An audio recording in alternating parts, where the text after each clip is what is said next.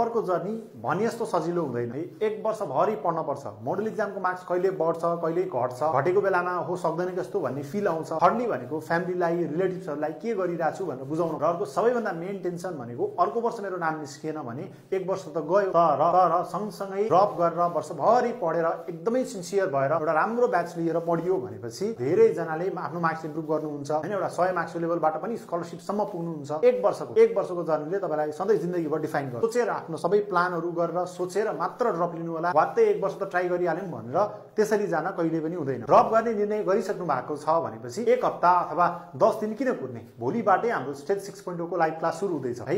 यो क्लास दिनकै live class हुन्छ। तपाईलाई 5 महिनामा पुरै कोर्सहरू सकिन्छ है त। कोर्स सकाइसकेपछि तपाईलाई रिभिजन गराउँछौं, पास्ट क्वेशन्सहरू गराउँछौं, क्वाडहरू गराउँछौं। सबै कुराहरू पाउनुहुन्छ यो कोर्समा। र स्टेज 3 को, स्टेज 4 को, स्टेज 5 को सबै कुराहरू एकदमै गुगल फर्म छ त्यो भर्न सक्नुहुन्छ अथवा तल डिस्प्ले गरिएको नम्बरमा कल अथवा व्हाट्सएप गर्न सक्नुहुन्छ।